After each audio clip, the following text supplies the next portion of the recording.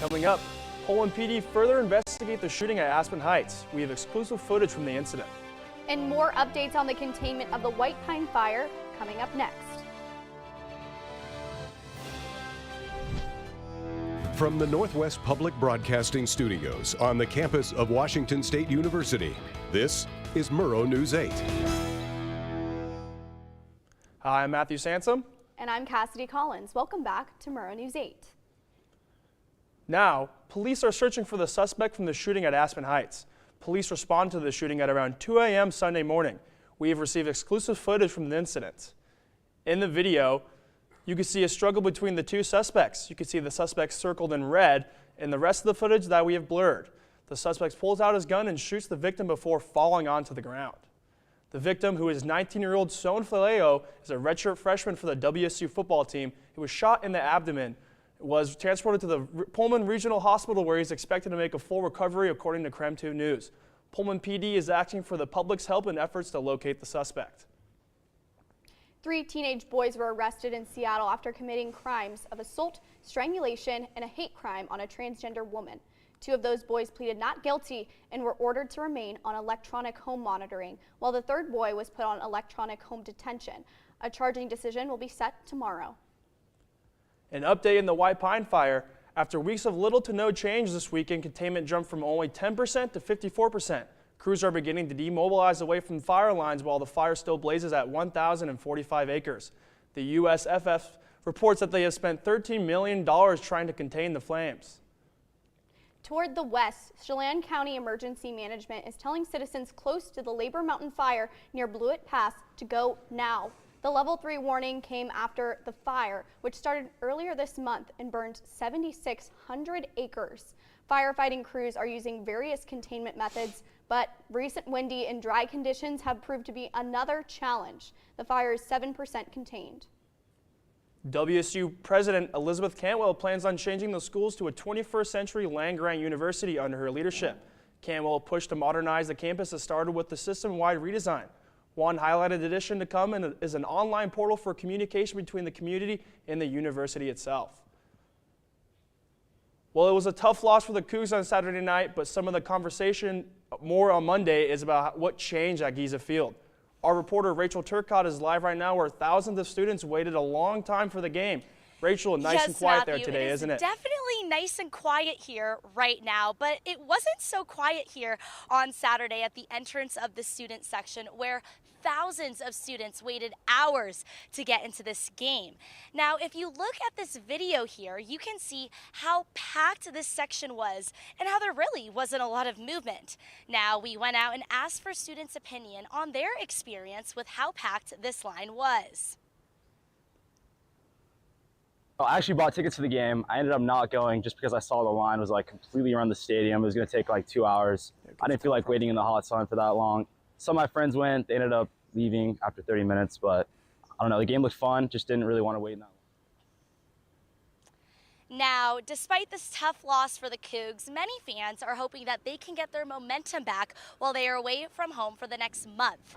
Now, the next game will be happening here at Giza Field on Saturday, October 25th for Family Weekend. Reporting live in Pullman, I'm Rachel Turcotte for Murrow News 8. Thanks, Rachel. Coming up next, new updates regarding the Jimmy Kimmel Show and when he'll be back on the air. And a new deal involving TikTok, Trump, and a list of potential buyers.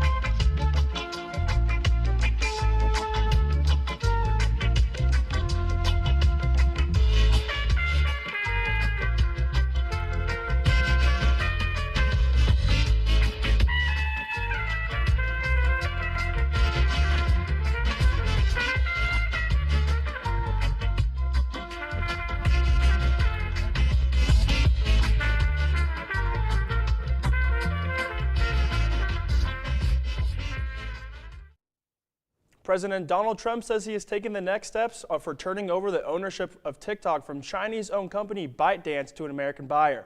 President Trump has name-dropped potential involvement of Rupert Murdoch and his son Lachlan Murdoch, the current heads of Fox News and News Corp, as well as Michael Dell, founder for Dell Technologies. In an interview with Fox News, the details of the deals are still unknown, with President Trump discussing his lengthy phone call with Chinese President Xi Jinping, but Chinese and U.S. officials have until December 16th to hash out the details. Jimmy Kimmel will be back on the air after he was suspended from making comments about Charlie Kirk's death. A statement from ABC explains that the last few days were spent having thoughtful conversations with Kimmel, which contributed to the decision to put him back on air. Today kicks off the fall equinox. Alex, tell us how the weather will be treating us this week.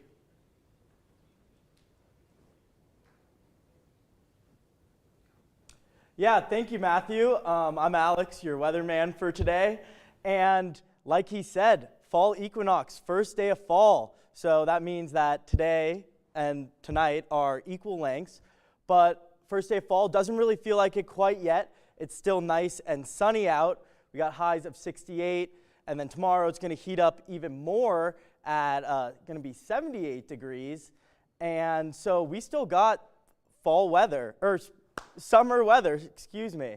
Let's look across the map. Yeah, so across the map over on the west side, still nice weather, but a little bit colder because of that marine layer that we see. Over in central Washington, the desert, pretty normal for that biome, a little bit warmer than it is over on the west side. And then here over on the east side, still nice summer weather. It's not cooling off quite yet, so maybe you want to keep those ACs on. Let's look at the 5-day forecast. Tomorrow, it's going to be hot. For the rest of the week, it's going to get even hotter. Friday, and then Saturday will cool down. Saturday, partly cloudy. I think that is a perfect day to go golfing. I know you can find me at Palouse Ridge, getting those reps in. Yeah, thank you guys. Back to the desk. Thanks, Alex. Coming up, the Cougs have chosen a new starting quarterback. And while the Cougs were losing this Saturday, the Mariners were winning the weekend. Find out where they stand in the division race. It feels like no matter where you look, the state of the world's getting worse. Oceans full of plastic, an endless amount of waste, an impossible task ahead of fixing our beloved planet. But change can't happen if you do nothing. So here's where you should start. Reduce. Why? Because Americans produce more than 200 million tons of waste every year, and you don't want to add to that. Reuse. Why? Because reusing and repurposing cuts back on unnecessary waste, and it gives things a chance at new life. Recycle. Why? Because recycling creates jobs. It helps our community and it helps our planet. And after doing all this, what will we be left with? We'll be left with a planet that will slowly start to heal. We'll be left with more money in our pockets. We'll be left with more opportunity for work. And most importantly, we're left with hope for the future. So reduce, reuse, recycle. Welcome to Murrow News 8 Sports. I'm Jet Hatch. Coach Jimmy Rogers has walked back comments he made after the Apple Cup today, where he compared NIL revenue and cost of the roster between the Cougars and the Huskies, as well as attributing injuries to a large part of the team's struggles. Here's Rogers on those comments.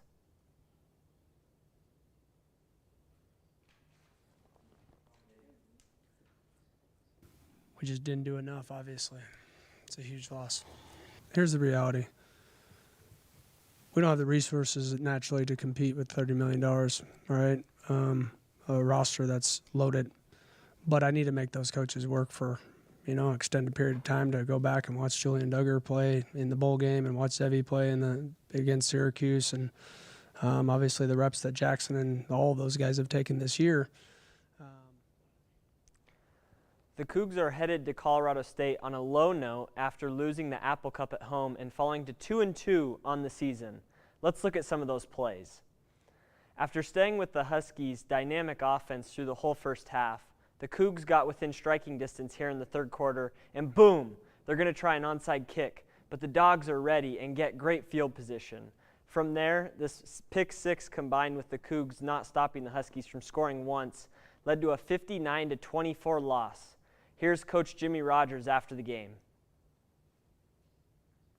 I think he's grown just sense of leadership and leading the right way and leading authentically and not leading just to be the starting quarterback. I'm super grateful, to be able to go out there and represent, such a historic and iconic brand. Is there any reason to think he's not your starter moving forward? No, he'll be the starter. And Zevi Eckhouse is going to be the starting quarterback moving forward, after Coach Rogers described the quarterback competition as a strategy to distract UW and their preparation. He said Eckhouse has grown outside of just the game. The WSU Cougars men's golf team teed off in Bremerton this morning in the Tyndall. Teams will play 36 holes Monday, followed by 18 on Tuesday. The Cougars are coming off a season-opening win at the Palouse Collegiate. The Washington State women's soccer team lost to the Montana Grizzlies 1-0 Sunday morning at South Campus Stadium in the final game of non-conference play. The Cougars held the reigning Big Sky Conference champions scoreless through halftime before the Grizzlies broke through in the 47th minute. The Cougars begin West Coast Conference action Wednesday, September 24th, at home against new WCC member Seattle University. WSU and Seattle will kick off at 7 p.m. at Lower Soccer Field with coverage on ESPN+. How about the Mariners? After a dominant sweep this weekend against division rivals, the Houston Astros, the Mariners sit atop of the AL West with a 3-game lead. With only 6 games left in the season, the Mariners are looking to take the AL West and a first-round bye in the playoffs for the first time since 2001. Week 3 of the NFL season will be capped off tonight with a showdown between Lamar Jackson and the Ravens and Jared Goff and the Lions. 2 of the highest-scoring offenses in the NFL will battle it out at M&T Stadium tonight at 5:15 p.m. on ESPN, where the Ravens are 4.5-point favorites. Coming up, what national holiday is today? And where will we be celebrating?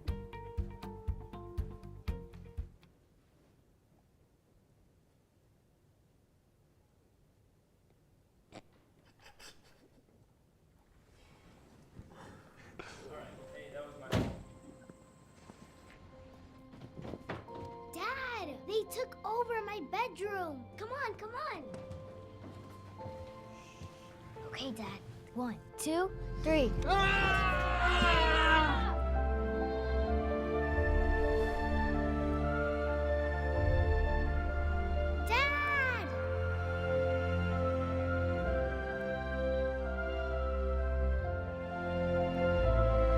You saved me. Dad?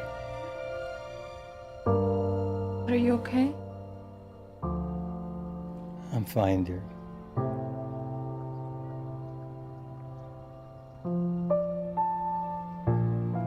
Your hero needs you now, and AARP is here to help. Find the care guides you need at aarp.org/caregiving. It is National Ice Cream Cone Day. This sweet treat has many flavors and Ferdinand's has plenty as Pullman source.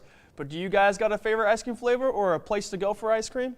Well, it's ice cream cone day, right? Not ice cream. Okay. Well, I'm anti-cone. I don't know about you guys. I think it's sticky, messy, and I don't think any sort of napkins can save you. Much more of a fan of the cup. But going to ice cream flavor, I do want to say cake batter.